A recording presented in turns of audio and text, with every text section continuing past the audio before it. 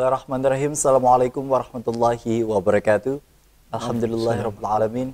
Terima kasih para pemirsa yang kembali menyaksikan program Majelis Sore, Majelis Kita Semua. Sebuah program yang insya Allah akan menjadi tuntunan, bukan hanya menjadi tontonan, kolaborasi dengan UIN Antasari Banjarmasin yang insya Allah kita akan membahas terkait dengan kajian-kajian Islami. Agenda pada kesempatan kali ini kita sudah kehadiran dari salah satu akademisi dari UIN Antasari Banjarmasin. Beliau adalah Bapak Dr. Haji Jalaluddin M. Hum. Assalamualaikum. Waalaikumsalam warahmatullahi wabarakatuh. Sehat Pak? Alhamdulillah sehat. Alhamdulillah, Masya Allah. Kita masih berada di bulan Muharram yang tentunya juga 1445 Hijriah yang menjadi bagian dari tahun baru Islam. Tema kita hari ini terkait dengan bulan Muharram, hijrah dan peradaban manusia. Kita ingin mendengar terlebih dahulu terkait dengan pembuka rangkaian tema yang tadi sudah kita bahas. Berikut silahkan Pak. Assalamualaikum warahmatullahi wabarakatuh. Waalaikumsalam warahmatullahi wabarakatuh. Bismillahirrahmanirrahim. Alhamdulillahirabbil alamin wa bihi nasta'inu ala umurid dunya waddin. Allahumma shalli wa sallim wa barik ala sayyidina wa nabiyyina Muhammadin wa ala alihi wa sahbihi ajma'in. Para pemirsa yang dirahmati Allah Subhanahu wa taala, alhamdulillah kita bisa berjumpa lagi dalam majelis sore kerjasama antara UIN Antasari dengan Duta TV. Salawat dan salam, keagungan, kemuliaan senantiasa tercurah untuk Nabi besar Muhammad sallallahu alaihi wasallam beserta sahabat dan kerabat beliau sekalian. Pada hari ini kita masih berada di bulan Muharram.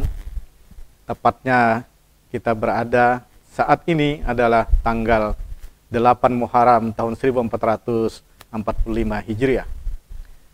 Para pemirsa, bulan Muharram adalah bulan pertama di dalam kalender atau tahun perhitungan tahun Hijriah. Artinya dia adalah berada seperti bulan Januari di dalam perhitungan Masehi. Ini bulan Safar, bulan Muharram ini adalah bulan yang pertama, bulan ke-1. Dan bulan Muharram dalam sejarahnya banyak terjadi peristiwa yang besar yang dialami para rasul terkait dengan tugas-tugas mereka sebagai rasul Allah di permukaan bumi ini. Kalau mau kita ceritakan dimulai dengan Nabi Adam alaihissalam, dalam satu riwayat dikatakan bahwa Nabi Adam alaihissalam itu setelah terjadi pelanggaran dan tergoda oleh syaitan iblis di dalam surga dan konsekuensinya menerima resiko sanksi, yakni harus diturunkan ke bumi, Nabi Adam kemudian beristighfar, minta ampun kepada Allah Subhanahu wa taala dengan membaca Rabbana zalamna anfusana wa illam taghfir lana wa tarhamna lanakunanna minal khasirin. Selama apa? Selama 40 tahun. Barulah kemudian dikabulkan oleh Allah Subhanahu wa taala dan pengabulan itu terjadi di bulan Muharram. Kemudian yang lain, umpamanya Nabi Ibrahim alaihissalam selamat dari api yang disediakan oleh Namrud karena beliau melakukan perlawanan terhadap kesesatan yang terjadi pada saat itu. Beliau secara sengaja menghancurkan patung-patung sesembahan berhala-berhala Namrud dan masyarakatnya. Kemudian disisakan oleh beliau patung terbesar dan di situ ditaruh sebuah kapak dan ditinggalkan. Begitu Namrud dan masyarakatnya ingin melakukan ibadah di tempat itu, mereka kaget kenapa patung-patung ini, sesembahan mereka hancur begitu. Dan kemudian ada orang yang melihat bahwa dilaporkan kepada Namrud itu bahwa Ibrahim yang melakukannya. Maka kemudian Namrud marah. Tentu saja dia memerintahkan untuk menangkap Nabi Ibrahim alaihissalam untuk menghukumnya. Tapi kemudian dia datang dengan tentaranya menemui Nabi Ibrahim. Terjadilah dialog.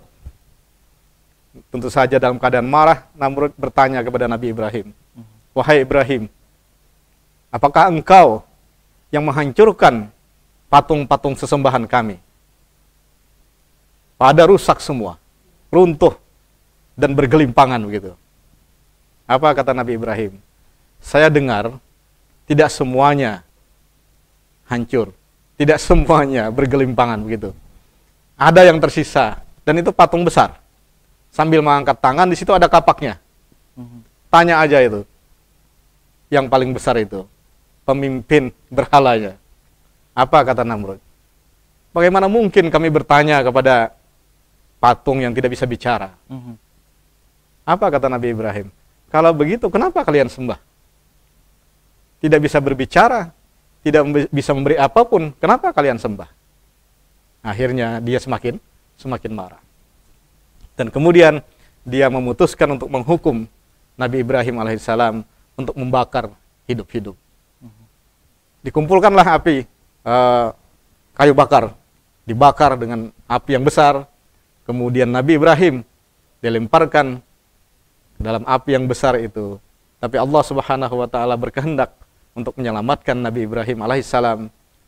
Kemudian Nabi Ibrahim tidak dibakar oleh api. Allah menegaskan dalam Al-Quran itu, ya naru kuni bardan wa salaman ala Ibrahim.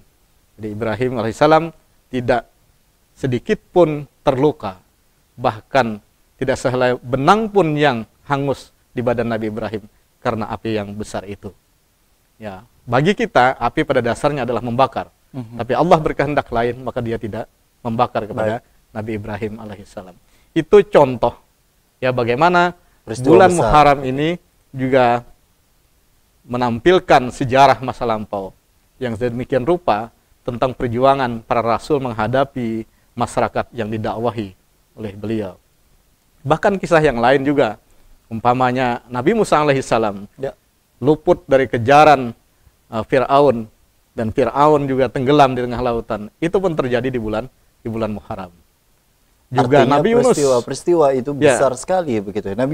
Nabi Yunus juga ketika beliau meninggalkan masyarakat yang beliau dakwahi, naik kapal, dengan singkat cerita beliau diundi. Karena apa? Karena undian kapal yang ditumpangi ini mau tenggelam. Akhirnya dipilih, diundi siapa yang menyebabkan kapal ini menjadi oleng mau tenggelam, dan Nabi Yunus alaihissalam berulang-ulang kena.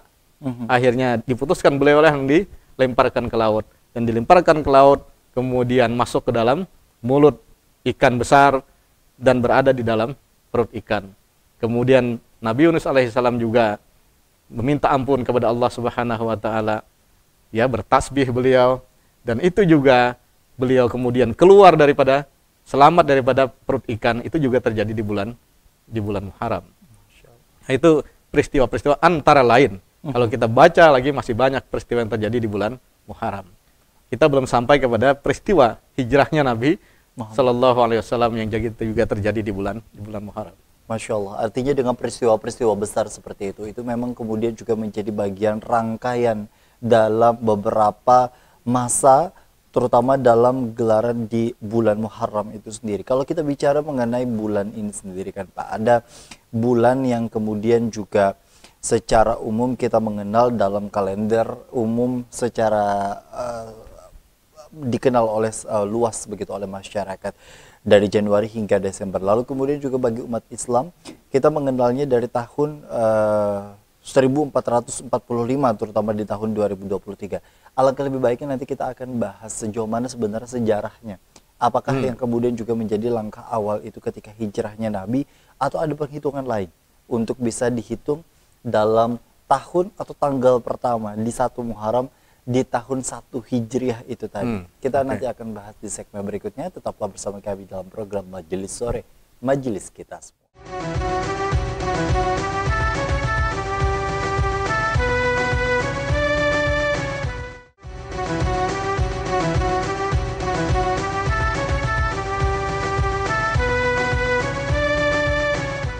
Terima kasih Anda masih bersama kami dalam program Majelis Sore, Majelis Kita Semua. Masih banyak yang kemudian juga belum tahu di antara dari sebagian kita terkait dengan sejarah awal mula terbentuknya tahun Hijriah yang hadir di tengah-tengah kita sebagai umat muslim.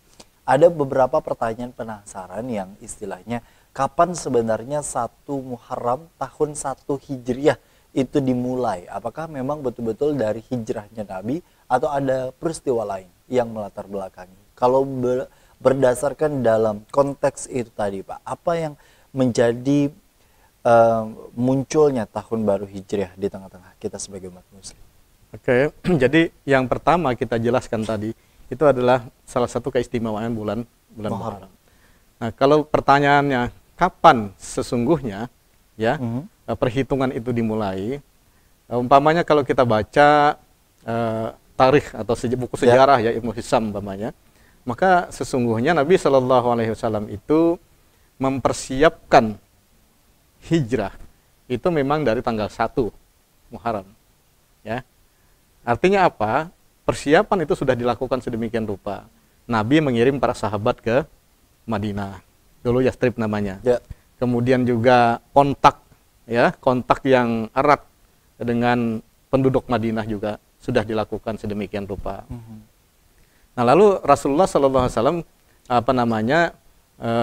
melakukan hijrah itu kan tidak beramai-ramai, tetapi taktik dan strateginya sudah dilakukan sedemikian rupa mengawali ya sebelum beliau benar-benar pergi melakukan perjalanan dari Mekah ke Madinah itu.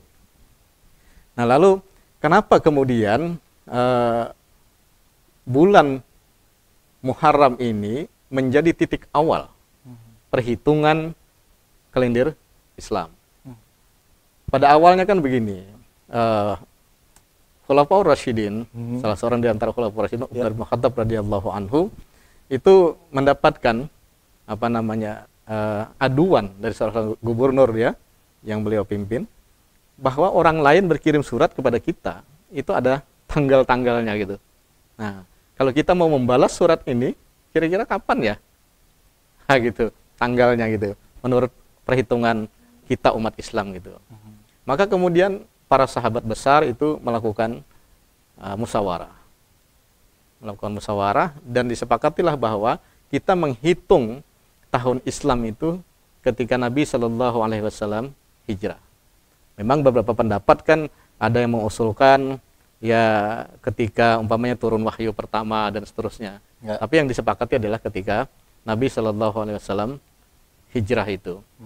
Nah, jadi Nabi Shallallahu Alaihi Wasallam itu ketika berangkat dari Mekah ke Madinah itu sesungguhnya sampai di Madinah, sampai di Yastrib pada waktu itu tidak lagi pada bulan Muharram, itu sudah bulan Rabiul Awal. Nah, bahkan ada yang mengatakan sudah tanggal 12 Rabiul Awal gitu sampai di Madinah gitu. Cuma untuk melakukan perhitungan bahwa kapan mulainya tahun Islam itu ya di bulan Muharram ketika Rasulullah Sallallahu Alaihi Wasallam memulai hijrah dan berangkat hijrah, walaupun kemudian sampainya di Madinah itu tidak lagi pada bulan Muharram. Dan itu diputuskan dan dimusyawarahkan oleh para sahabat Rasulullah Sallallahu Alaihi Wasallam. Karena peristiwanya itu kan penetapan itu ketika Rasul sudah tidak ada, sudah wafat Rasul. Sudah wafat. Baik. Dengan kondisi seperti itu artinya menjadi bagian yang patutnya kita pahami begitu Pak ya. Karena dengan porsi seperti itu artinya dengan perhitungan tanggal maupun juga hal-hal lainnya ada beberapa peristiwa-peristiwa besar di dalamnya yang istilahnya mengenang dengan tahun 2023 ini sudah 1445 Hijriah. Nabi sudah melakukan hijrah dari persiapan dan lain sebagainya itu tadi, Masya Allah. Kalau boleh tahu Pak, dari saat penetapan 1 Hijriah lalu kemudian juga nama-nama bulannya itu sendiri berasal dari mana Pak? Ya, itu kan sebenarnya ketentuan nama-nama bulan itu kan di dalam bahasa Arab ya. Nah, tentu saja itu sesuai dengan penamaan dari masyarakat Arab sendiri ya. Sesuai dengan cuaca gitu ya. Sesuai dengan keadaan dan situasinya. Umpamanya kalau bulan Ramadan itu kan bulan yang dianggap membakar ya, panas gitu kan. Ya itu penamaan dari bahasa Arab sendiri. Oke, jadi disesuaikan artinya dengan kondisi dan situasinya dan memang memiliki kesamaan bahwa 12 bulan terdapat di dalamnya. Karena itu sudah ketentuan bahwa Allah Subhanahu wa taala menciptakan alam semesta itu dalam 12 bulan ya. Nah, kemudian per bulannya itu ada nama-nama tersendiri, tentu dalam bahasa yang berbeda-beda dari masyarakat umat manusia di permukaan bumi ini. Baik. Umat Islam ya menggunakan bahasa Arab itu. Kalau dalam perspektif Al-Quran begitu. Adakah ini sempat disinggung Pak? Ini mungkin sebagai edukasi juga berkaitan dengan kehadiran tahun Hijriah ini sendiri. Iya, tentu saja kalau umpamanya untuk diperingati, untuk dibesarkan memang tidak ada, karena juga para sahabat tidak pernah melakukan perayaan-perayaan seperti itu. Cuma sebagai sebuah syiar itu ya silahkan untuk dilakukan umpamanya, karena begini, kita ini tidak semua kita ingat, paham tentang tahun Betul. Islam itu sendiri. Betul. Ya? Bahkan sejarahnya yang tadi Bahkan saja. sejarahnya kita tidak, apalagi sejarahnya barangkali tidak pernah terpikirkan begitu, karena kita terbiasa menggunakan kalender miladiah, kalender Masehi gitu. Sementara kalender Islam tidak kita pakai.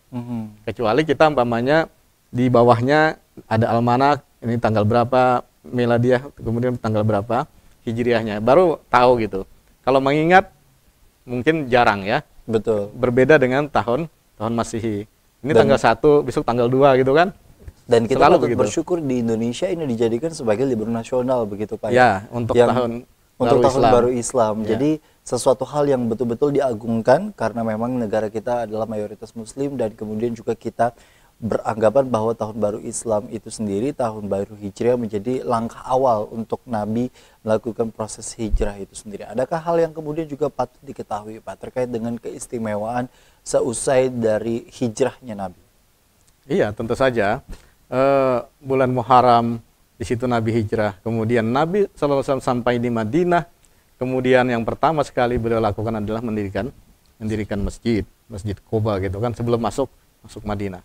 Nah, kemudian ketika sampai di Madinah, apa yang kemudian beliau lakukan? Yang datang bersama Nabi Abu Bakar. Tapi sebagian sahabat-sahabat lain kan juga ada sudah di situ. Orang-orang Madinah tentu saja sedemikian rupa antusias menyambut kedatangan Rasulullah SAW. Bahkan mereka berebut untuk Nabi nginap ya di rumah mereka. Tapi Nabi mengatakan, saya akan berhenti di mana unta saya berhenti. Nah gitu. Maka kemudian unta Nabi berhenti, menurut satu riwayat disitulah Masjid Nabawi itu dibangun. Itu adalah tempat unta beliau ya, berhenti di situ. Baik. Nah, apa kemudian yang beliau lakukan? Orang-orang Mekah yang hijrah ke Madinah itu kan meninggalkan rumah, Ya. meninggalkan harta, meninggalkan kebun dan sebagainya, bahkan meninggalkan keluarga. Maka mereka di Madinah menjadi orang miskin, orang yang tidak punya rumah dan seterusnya. Maka oleh karena itu Rasulullah SAW membangun solidaritas yang tinggi antara orang-orang muhajirin, orang-orang Mekah, dan orang Ansor, orang Madinah, agar mereka merasa senasib sepenanggungan. Nah, akhirnya disitulah terjadi kolaborasi yang kuat, persaudaraan yang kuat antara orang-orang muhajirin, orang-orang Mekah, orang Muslim Mekah, dan orang-orang Madinah, orang-orang Ansar. Mereka saling bahu-membahu. Orang-orang muhajirin yang merasa kekurangan diberikan sesuai dengan keperluan mereka oleh orang-orang Ansar. Itu pertama sekali yang dibangun oleh Rasulullah adalah rasa persatuan dan kesatuan, senasib sepenanggungan sebagai saudara se-Islam begitu. Masya Allah, dengan kondisi seperti itu yang kemudian juga menjadi sesuatu hal yang selalu kita rindukan. Karena dengan kondisi di mana seringkali cerita-cerita para anbiya, terutama Rasulullah SAW, kita dengar pada saat Isra Mi'raj misalnya kan Pak ya, memang tidak ada perayaan-perayaan yang kemudian juga secara spesifik, terutama kalau di Kalimantan Selatan dilangsungkan beberapa agenda-agenda. Tapi kan terlebih dari itu semua balik lagi kepada niatnya, yakni syiar itu tadi Pak ya. Syiar dakwah dan syiar itu tadi untuk mengingatkan kita bahwa begitu banyak peristiwa-peristiwa penting terutama dalam hijrahnya Nabi. Kita nanti akan kembali lagi usai jeda. Tetaplah bersama kami dalam program Majelis Sore, Majelis Kita Semua.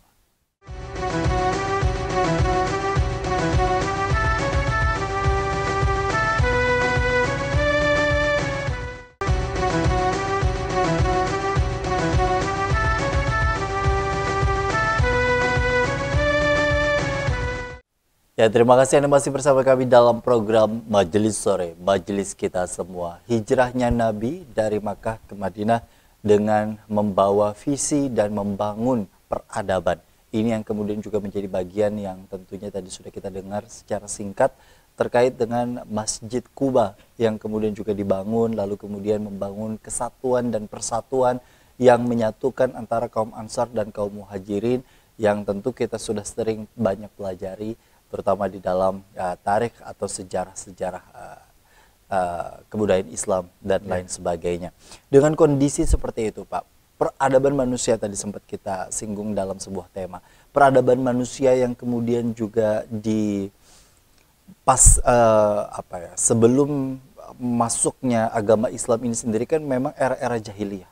Kita tahu bahwa begitu banyak patung-patung di area Ka'bah dan lain sebagainya, hingga betul-betul dakwah yang dijalankan oleh Nabi ini bisa secara utuh bisa menyatukan bahkan sampai seluruh dunia hingga di hari ini. Dengan kondisi seperti itu, peradaban manusia yang seperti apa sebenarnya dalam situasi itu yang kemudian juga perlu kita ketahui sebagai sebuah ilmu terkait dengan karakteristik masyarakatnya, pola dari sikap dan tingkah lakunya. Karena kan bisa jadi pada saat itu mungkin antara Makkah dan juga Madinah memiliki perbedaan-perbedaan yang mungkin tidak secara komprehensif tersampaikan begitu. Oke. Jadi iya, ketika Rasulullah SAW datang di Madinah, itu kan penggantian nama yang dulunya Yastrib. Yastrib itu artinya kan tempat yang ada apa? Ada penyakit gitu. Yastrib. Ada koman dan seterusnya. Baik. Tempat jelek gitu. Visi Rasul apa? Mengganti tempat dulu. Namanya diganti menjadi Madinatul Munawwarah. Ya, sebuah kota yang bercahaya. Sehingga menjadi nyaman gitu kan. Orang datang ke sana menjadi nyaman. Berbeda dengan Yastrib yang ya tempat banyak penyakit gitu. Nah, gitu.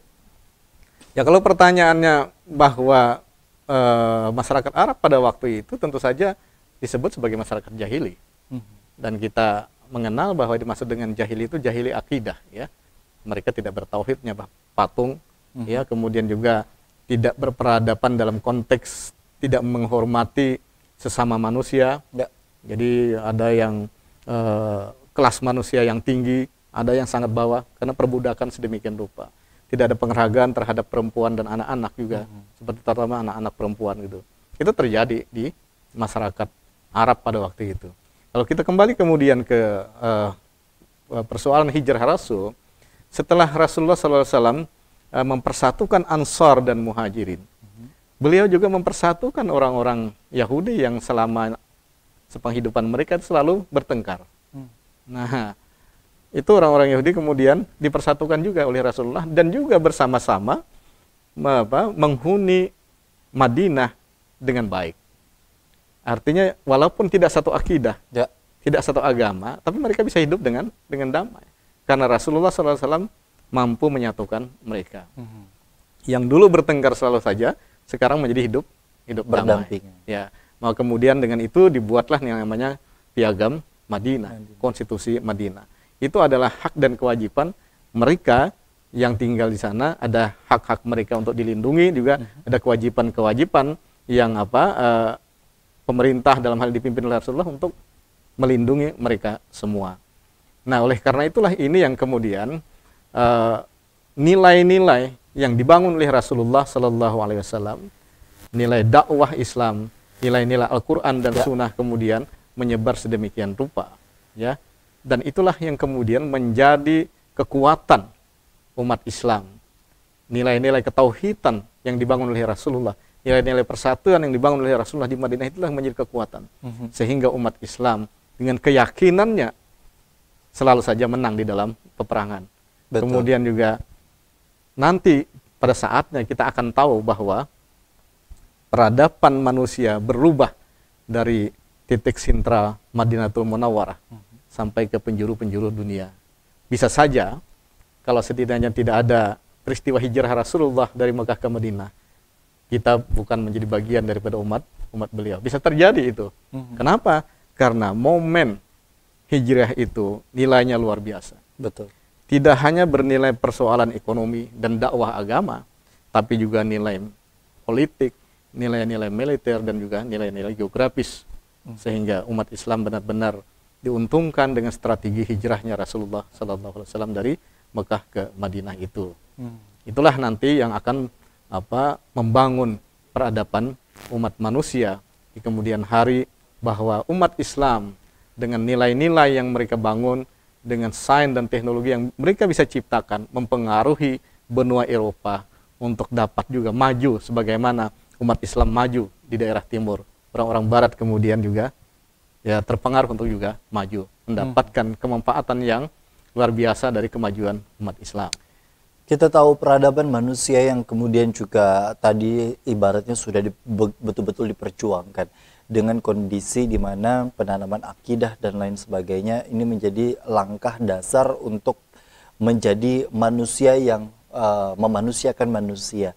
Namun sebuah keniscayaan pada posisi hari ini di tengah perkembangan internet atau kemudian juga teknologi hari ini, ada beberapa anggapan bahwa kita mengalami kemunduran begitu dalam konteks di mana perilaku, dalam konteks di mana bersikap dan bahkan kenakalan-kenakalan remaja misalnya. Nah, dengan kondisi seperti itu sebenarnya Pak, hal apa yang kemudian juga mampu dikembalikan untuk istilahnya kita tetap berdampingan walaupun tadi berbeda akidah dan lain sebagainya, namun di satu sisi kita juga tetap mengedepankan yang namanya nilai-nilai moral dan peradaban itu sendiri. Iya, ajaran Islam itu kan seperti itu. Islam itu rahmatan lil alamin, rahmat bagi semua, seluruh alam, baik itu manusia maupun makhluk lainnya. Kalau kita bicara sesama manusia, maka kita harus melihat sebagai saudara. Saudara sebagai manusia, sebagai sama-sama ciptaan Allah Subhanahu wa taala, yang mesti membutuhkan satu dengan yang lainnya. Karena itulah praktik-praktik kehidupan Rasulullah di Madinah menginspirasi kita untuk hidup berdampingan dengan orang lain walaupun tidak satu akidah. Nah, sekarang ini umpamanya dunia global dan juga dunia maya memang banyak upaya-upaya untuk memprovokasi umpamanya supaya tidak terjadi kesatuan dan persatuan. Seperti kita bangsa Indonesia, ada upaya-upaya untuk memecah belah antar umat beragama. Tapi ajaran Islam itu tidak akan pernah luntur, tidak akan pernah berubah teks, norma, dan nilainya. Ya seperti itu, bahwa Islam itu mempersatukan. Ya. Islam itu mendamaikan, begitu. Yang berubah itu mungkin nilai yang di kepala umatnya bisa berubah. Tapi ajaran Islamnya sendiri tidak akan berubah. Nah, oleh karena itulah, bagaimana upaya untuk mengembalikan agar ajaran Islam, nilai-nilai Islam itu tetap menjadi lestari dan diamalkan, maka tidak kalah pentingnya adalah peran lembaga pendidikan, terutama pendidikan-pendidikan Islam yang harus tetap komit dengan nilai-nilai Islam itu. Nilai persatuannya, nilai ketauhidan, nilai kemanusiaan, menghargai hak-hak asasi orang lain, itu mesti harus tetap dijalankan, dipraktikkan sedemikian rupa. Kalau tidak begitu, maka terjadi perpecahan. Karena apa? Karena yang lain menganggap yang lainnya adalah musuh. Karena kita berbeda akidah, karena kita berbeda status sosial dan seterusnya. Dan padahal pada saat itu Nabi saja istilahnya mampu menyatukan umat lain walaupun berbeda akidah, dan bahkan itu yang kemudian juga menjadi cerminan untuk diri kita sejauh mana kita mampu mengimplementasikan hal-hal baik yang sudah dijalankan oleh para sahabat dan lain sebagainya, terutama sesuai dengan nilai-nilainya. Kita nanti akan tanyakan Pak terkait dengan peradaban manusia hari ini, yang mana secara spesifik mungkin yang kemudian juga perlu masih terjadinya pembenahan, yang istilahnya kita tahu ya bahwa dari istilahnya manusia pertama saja sudah dinyatakan dalam Al-Quran terkait dengan cerita Nabi Adam alaihissalam tadi, yang disebutkan bahwa satu kesalahan saja ini mampu dikeluarkan dari surga dan diturunkan ke bumi begitu. Lalu kemudian juga dengan kondisi di mana kita sebagai manusia yang banyak salahnya ini, hal apa yang mungkin bisa kita lakukan di tengah peradaban manusia yang hari ini luar biasa begitu istilahnya liar, di luar dari kontrol, terutama bagi orang tua misalnya terhadap anaknya. Nah, seperti apa nanti kita akan tanyakan lebih lanjut. Tetaplah bersama kami dalam program Majelis Sore, Majelis Kita Semua.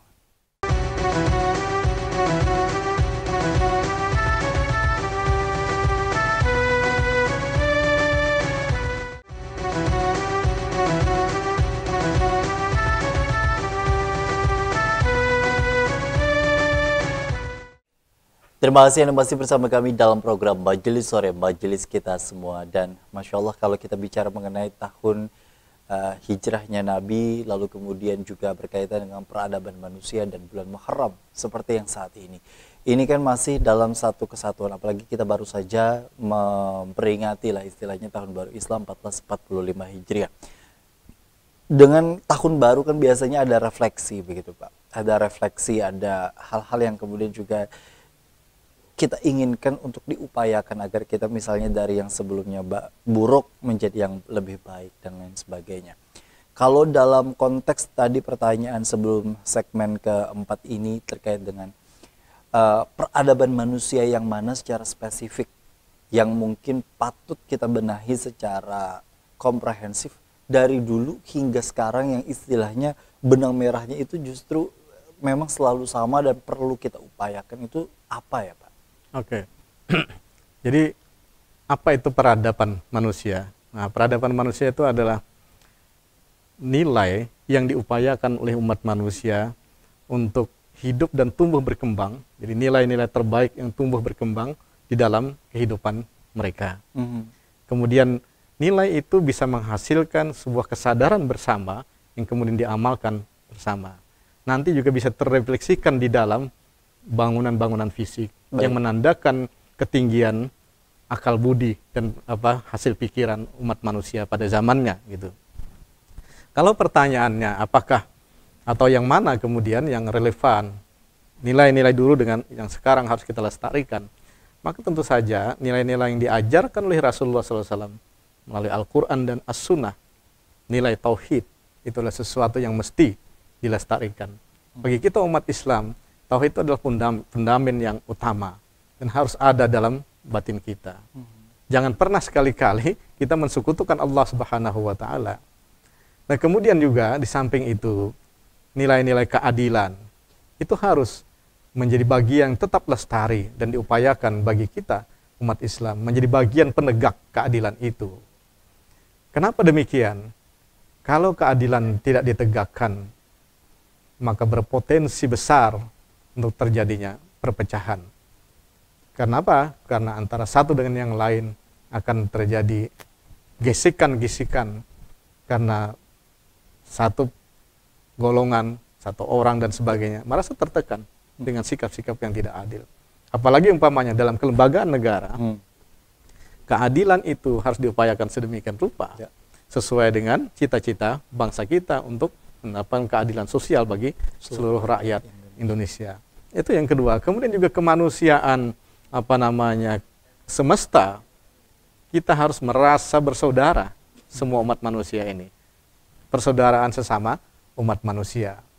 Nah, dan juga jangan terlalu membatasi bahwa kita hanya bersaudara sebangsa, bersaudara seagama. Karena ajaran Islam itu mengajarkan sedemikian rupa bahwa persaudaraan itu seluas-luasnya.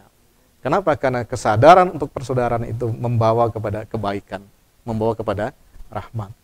Lagi-lagi bahwa semua nilai itu, ajaran itu akan kembali bisa kita lestarikan dan akan terus-menerus lestari manakala pendidikan dalam keluarga, pendidikan formal dan informal bersama-sama menekankan pentingnya itu semua. Baik. Nah, jadi kalau tantangan hari ini adalah dunia maya, maka bagaimana juga pendidikan melalui dunia maya yang mengarahkan penguatan kepada tauhid, ya, kemudian penegakan keadilan, kemudian juga kesejahteraan sosial, dan seterusnya yang mengantarkan kita secara bersama-sama tanpa menilai aliran politik, agama, status sosial, etnis, dan sebagainya untuk bersama-sama menikmati hidup secara sejahtera.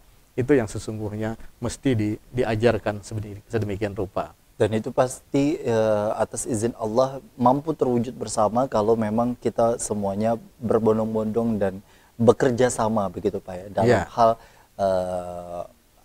kebaikan, lalu kemudian juga masing-masing diri terkait dengan kondisi di mana merubah akan sesuatu hal yang memang betul-betul memerlukan usaha itu namun mendapatkan hasil yang lebih baik. Kalau boleh bicara mengenai kesimpulan, ada beberapa yang mungkin masyarakat, terutama masyarakat Banjar yang orang amalkan terutama di bulan Muharram, puasa di 1 Muharram atau 10 Muharram begitu, ada beberapa hal yang dan sebagainya. Kalau boleh sebagai bentuk kesimpulan dalam tema kita hari ini, bagi masyarakat yang istilahnya juga memaknai bulan Muharram ini sudah luar biasa kalau di masyarakat kita, masyarakat Banjar. Bulan Muharram, tahun hijrah, lalu kemudian juga peradaban manusia. Hal apa yang mungkin bisa kita patut untuk bisa terus semacam refleksikan di dalam diri agar kondisi diri ini betul-betul terus meningkat dari segi keimanan, keislaman, dan tentunya akidah yang kita miliki. Ya, pertama terkait dengan puasa di bulan Muharram. Ya, tentu saja Rasulullah pernah berkata kepada para sahabat beliau, saya akan berpuasa di tanggal 10 bulan Muharram. Lalu para sahabat berkata, bukankah ya Rasul itu hari yang dimuliakan oleh orang-orang Nasrani? Oh, kalau begitu kata beliau, saya akan mulai berpuasa pada tanggal 9. Nah, oleh karena itu ada istilah puasa tasawuf gitu kan, tasawuf, puasa tanggal 9. Umat Islam disunahkan untuk berpuasa tanggal 9 dan 10 Muharram. Nah, itu salah tinggal satu. Beberapa hari lagi nih Pak ya. Besok tanggal 9. Baik, besok tanggal 9. Jadi istilahnya ini bisa dimaknai bahwa persiapan untuk bisa puasa ini bisa dimanfaatkan besok, Rabu, dan juga Kamis. Besok Kamis. Besok Kamis ya, oke. Ya. Nah, jadi tanggal 9 dan 10 Muharram itu disunahkan untuk berpuasa. Nah, konon kabarnya dalam riwayat bahwa itu akan menghapuskan dosa setahun yang lalu. Fadilahnya begitu. Nah, kemudian kita kembali kepada persoalan tentang peradaban yang mesti kita refleksikan di dalam kehidupan kita.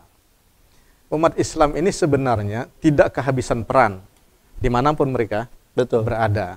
Karena Al-Quran dan Sunnah Rasulullah SAW selalu menginspirasi bagi kita untuk menjadi rahmat bagi seluruh alam. Apapun posisi kita, apakah kita sebagai pemimpin, sebagai rakyat biasa, dan seterusnya, itu semuanya ada peranan yang diberikan dan sangat besar manfaatnya bagi kehidupan umat manusia. Dan pada kesudahannya, manakala kita mengamalkan ajaran Islam dengan benar, dan kita dalam kehidupan sehari-hari dikategorikan sebagai orang-orang bertakwa, maka Allah Subhanahu wa Ta'ala akan memberikan kesejahteraan kepada kita. Karena janji Allah di dalam Al-Quran itu, "Lau kana ahlul qura amanu wattaqau lafatahna 'alaihim barakatim minas samai wal ardh." Sekiranya penduduk negeri itu bertakwa kepada Allah, maka Allah pasti akan memberikan berkah dari langit dan dari bumi. Jadi berkah turun dari langit dan keluar dari bumi. Nah, itu balasan bagi orang-orang yang bertakwa baru di dunia, belum lagi di akhirat nanti. Nah, refleksi bulan Muharram ini dengan hijrah itu diharapkan kita bisa meningkatkan keimanan dan takwa kita kepada Allah Subhanahu wa Ta'ala, meneladani perjuangan Rasulullah, meneladani perjuangan para sahabat yang menyebarkan Islam sedemikian rupa dari titik sentral Madinatul Munawwarah ke seluruh penjuru dunia ini dan sampai kepada kita. Alhamdulillah. Alhamdulillahirabbil alamin. Masya Allah. Ini ada beberapa hal yang tentunya juga menjadi poin utama, tapi terlebih ini bisa menjadi pengingat ya bagi para pemirsa di rumah yang mungkin kebingungan untuk bisa berpuasa hari apa. Kebetulan besok ini sudah menjadi bagian tanggal 9 puasa Tasuk. Itu tadi Pak ya, dilanjutkan puasa Asyura yang ke-10. Dan biasanya apalagi orang Banjar ini mempersiapkan bubur Asyura begitu. Biasanya untuk buka puasa dan sebagainya. Masya Allah. Ini bisa menjadi rangkaian yang patut kita syukuri. Karena alhamdulillah kita hidup di Indonesia, di Kalimantan Selatan sebagai warga Banjar terutama yang betul-betul menghidupkan akan suasana Islami, akan suasana yang betul-betul kita rindukan sesuai dengan kaidah-kaidah syariat Islam. Akhirnya terima kasih Pak Sama-sama, yang sudah hadir. Semoga Alhamdulillah. Alhamdulillah bisa menjadi, bukan hanya menjadi tontonan, tapi insya Allah juga menjadi tuntunan untuk kita semua. Terima kasih bagi para pemirsa di rumah yang sudah menyaksikan program Majelis Sore. Akhirnya saya Gusti Muhammad Hermawan, Pak Jalaluddin mengucapkan terima kasih atas perhatian Anda. Assalamualaikum warahmatullahi wabarakatuh. Waalaikumsalam warahmatullahi wabarakatuh.